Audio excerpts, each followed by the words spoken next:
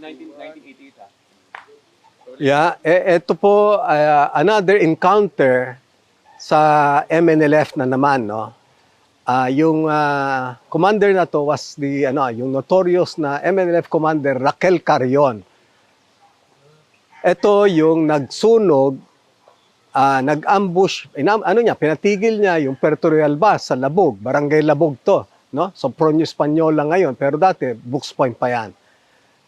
Sinunog niya, namatay yung 6 na civilians. Ngayon, nag-launch sila ng massive manhunt against this guy, against this commander na obviously extortionist na siya. Lahat ng mga negosyante, kaya niya sinunog yung Puerto Real bus noon dahil hindi siya binibigyan ng koleksyon niya. No, inambush siya ng Philippine Constabulary, hindi siya napuruhan. So ang ginawa niya, pinasabog niya yung Palawan Electric Cooperative sa Ipilan, Brooks Point, na nag-render ng walang kuryente sa buong Palawan. Ngayon, after na assignment ko sa PMA, itinapon ako sa Southern Palawan. So dumating ako ng Southern Palawan ng July 22, 1988. Ngayon, pagdala sa akin ng chopper, inilagay ako doon sa barko kung saan naandun yung Joint Task Force na tumutugis naman dito sa notorious na commander na to. Ang sabi ko doon sa battalion commander ng 4th Marine Battalion, the late Major, then Major, Conrado Cueto. Ang sabi ko, sir, ano ba intention nyo sa akin? Kasi kung dinala nyo ako dito, para makatulong ako, ibaba ninyo ako sa shore, Kasi nasa Brooks Point eh. So ganun ang ginawa nila. Inilagay ako sa Sunset Inn, pina-check-in ako ron. And then all of a sudden, lumapit sa akin yung nag-retire na Technical Sergeant Joel Shaton na nagwo-work na naman sa Treasurer's Office ng Brooks Point. Ang sabi niya sa akin, dahil alam niya na mahilig naman tayo na mag-hunt ba ng mga rebelde no nandun tayo sa Southern Palawan,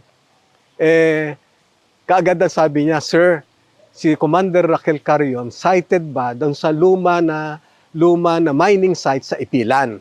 Kasama na niya yung mga 20 others na tropa niya.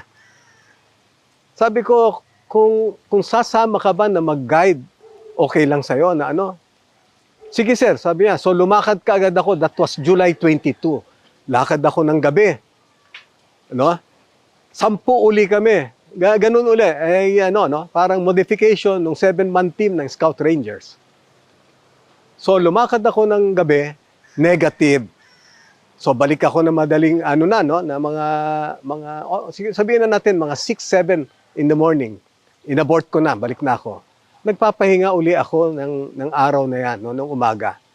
Ginising na naman ako, the same na nag-guide sa akin, yung Technical Sergeant Joel Shaton. Ito naman ang niya. Sir, sabi niya, meron tayong informant na lumapit sa akin. So sinilip ko dun sa kwarto ko na ganyan, mukhang matanda siya na native siguro yun, mga native ng Palawan. O naman ang meron siyang information. Sir, sabi niya, tatay yan nung yung anak niya, pilit na gustong pakasalan nung commander, Raquel Carrion. O ang sabi nga nila, always treat an information A1. So, pinakinggan ko, Sabi niya, sir, bukas po, sabi niya, that will be July 24, ikakasal yung anak ko. Saan tong lugar na to? Doon pa rin sa Ipilan na yan. So, ang ginawa ko, kahit na puyat ka, July 23, 1988, lumakad ako hating gabi na. Pagdating ko doon sa site mismo ng kasalan, eto na ngayon. Pagliwanag, nakita namin lahat ng indicators na andoon. Naandun na, nagkatay sila ng baka, Pero wala ako nakikitang armado. Alas 6 ng umaga, alas 7 ng umaga, wala kami nakikita na armado. So, umulan ngayon. Umulan siya. Di madulas na ngayon yung mga daanan there were two approaches doon sa lugar nila, yung kinakasalan.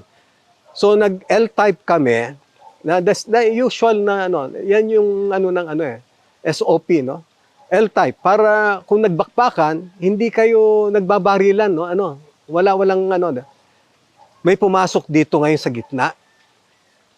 Since ang ganda ng pagkaka-camouflage namin, ang alam nung mag-a-attend ng kasalan malalaki raw na bayawak. Uy, ang lalaki ng bayawak dito kasi nakita nila pinagkainan namin na itlog. Nung tanghali na, wala pa rin yung subject namin, yung Raquel Carrion. O di